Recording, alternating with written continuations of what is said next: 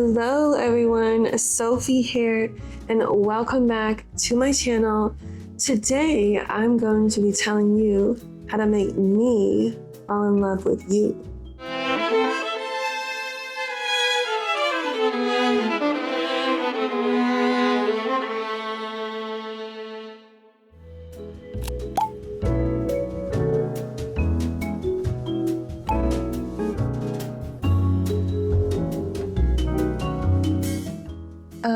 Yes, I think it is harder, especially if they've seen my Instagram beforehand, and that's why I prefer if someone didn't, because I'd rather they get to know me first rather than making their own idea of me. But that also makes me think, well, maybe I need to be posting more videos of me being myself, it's more so just what I look like rather than who I am. But yeah, it does make it more difficult. And then it's also, you meet someone, and I've had more than one time a man pretend that they didn't already know who I was, and then they tell on themselves, and it's like, oh, no wonder you were acting so insecure or coming up with these things that didn't even make sense. It was because he was going based off of who he thought I was rather than who I really am.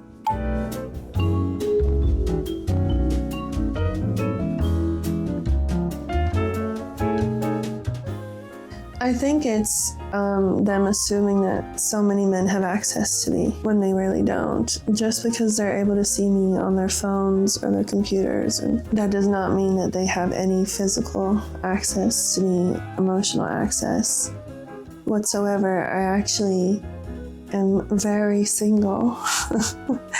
I'm home most of the time, or I'm with my children or my family and friends. And yeah, and also I don't get approached. People think because there's so many viewers and there's likes and there's followers that I just have like an army of men following me everywhere. Men don't even approach me in public. They just stare. They don't say anything.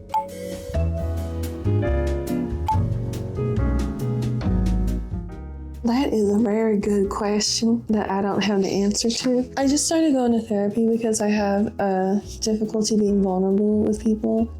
Or not people, men. And I think for me, it shows consistency, and that their word holds value, that when they say they're going to do something, they do. And just showing me that I'm safe and that they're reliable. And I don't mean safe just in a physical aspect, but also mentally, emotionally. Can I share with you, my day's rough or something happened? Can I share that with you and not feel stupid for being overly emotional? So it would be just being a very, very safe person.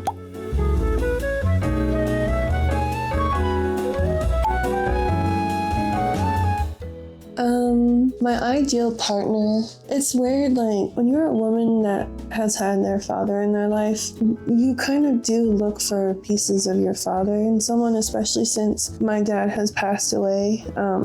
Like one of the main things, my dad was very silly, very funny, and as am I, and all my friends and even my children are silly. So someone that's very funny. Also, my dad was super reliable. If anything broke, I could go, Daddy. So I want to be able to be like, my man, like if there's a problem, he handles it, and I know that I can count on him. And also, I'd prefer someone a little bit taller, just because I'm bigger than everyone everywhere I go most of the time, and sometimes I just want to feel small. And people don't understand that if you're not a woman that's like gigantic compared to most people, it's nice to just feel a little bit small. I'm not saying they need to be 6'10" or even 6'6", but I like a man that has a silent, powerful presence, that you can just see people move out of his way and he's not even saying a word. It's his aura, it's his energy. And I know that I don't have to be constantly on guard and looking to protect myself all the time, because I know that with him, I'm safe. I also want someone that is financially responsible and reliable. I've been in a relationship with my ex, with my children, where I had to do everything, and I'll never, ever, ever do that again, you know? I feel like as a man, if you want me to be soft and loving and you want me to be nurturing, I can't have the whole workload.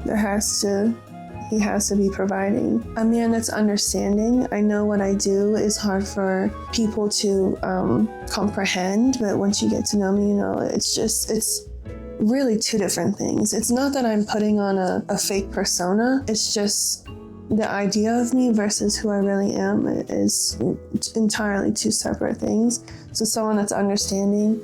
Also, I prefer someone who hasn't been fed with a silver spoon. I've gone through things in life, and I'd like for someone else or my man to have experienced hardships in life, because not only is it inspiring to me, it makes me feel safe being vulnerable, sharing the things that I've endured also. And that intertwines with understanding. And a family man, I would hope. I understand you can't do anything about the family that you were born from, but you can do with like the family that you create. So if he has great friendships, you are who you hang out with. So he's surrounded by great men, and he's loving. He's just a good, loving man towards my children as well, and me. You know, just a good man. And like religion isn't a big deal to me, but I think, you know, having faith in something and having integrity is a huge thing. Just having integrity in general is very important. And a big smile.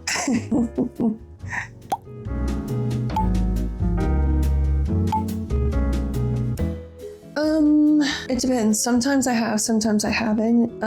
If it's like someone that's like a really big public figure, I try not to, because I understand that what's seen on the internet doesn't really reflect who you are. A normal person, it's easier to snoop through. Actually, you know what I do?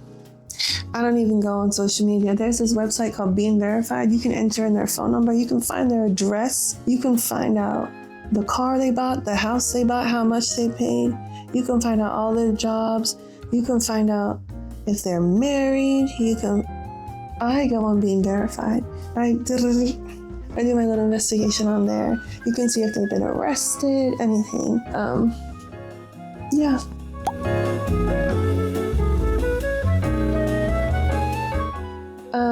The hardest lesson is you need to have love within yourself before you can try to seek love elsewhere. In fact, I don't think you should seek love elsewhere. I think the love that you have for yourself is so magnetic that those that are meant to you will be drawn to you. Now, of course, you need to have discernment, because it's like, you know, moth to a light. You need to be able to sweat out the bad ones. But I think if you're looking for someone to fill your voids, you're going to be left very unhappy. And that's not fair to put that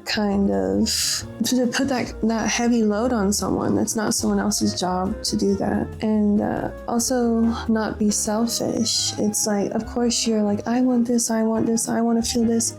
But then it's like, well, am I making sure that other person is feeling just as loved and just as understood and just as seen, and do they know that they're appreciated and valued? So it's really, I'm not saying being selfless to where you put that person above you, but I think it's being self-aware, being considerate also.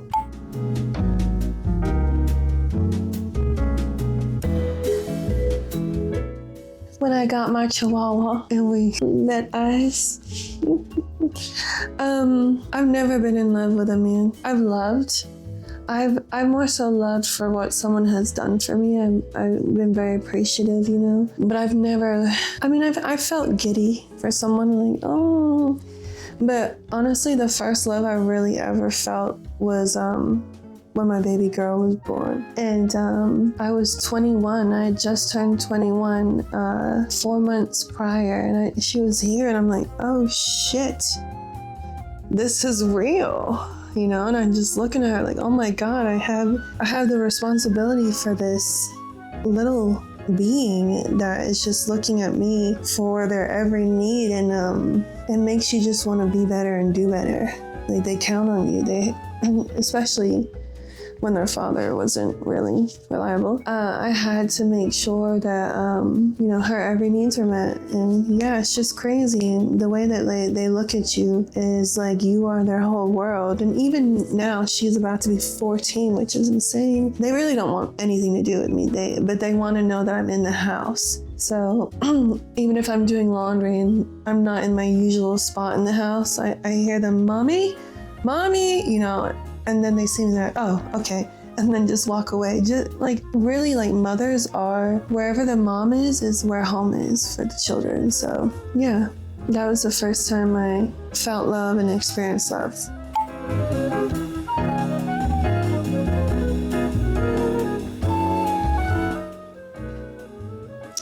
1 trillion dollars. I don't know if I still, yes and no. My previous experiences with men would say no, I don't. But now that I'm, you know, going to therapy and healing and stuff, and I see other people, I see love within other people, and especially when I see my friends being loved properly, especially when I've seen them cry from previous experiences, and to see them be loved properly, it shows me that love is real and it is possible for anyone. So yeah, I still believe in love. I know it would be hard. There's gonna be a lot of like push and pull because I will push them away, and I know it's just a trauma mechanism, but trauma response mechanism. So they'd have to understand that when I behave like that, I'm just scared. So they'd have to show me that I'm safe. Like, you're safe here. You can be vulnerable. I'm not going anywhere. And just be a good man. Be chivalrous. I love a gentleman. I love moving me out the way because no, you're supposed to be on this side of the road, or you know, pulling out the seat for me, opening the door for me. I know it's so small, but men don't really do that anymore. And just flowers for no reason, or I saw this and I thought of you, because I do that myself, or like even for my friends, like, okay, I heard them talk about this, so I'm like, okay, I'm gonna get them that, you know? It's just being thoughtful and considerate and respectful and loving and creating a safe space. And, you know, yeah. Thank you so much for watching this video. I wanted to try something much different and have a more intimate experience with you all and share a certain side of me that most people don't get to see. So I'd love to hear your response, what you thought of the video. Was there any questions that you would have liked to have been asked? And I can answer in the future. But as always, thank you so much for watching, and I'll see you next time.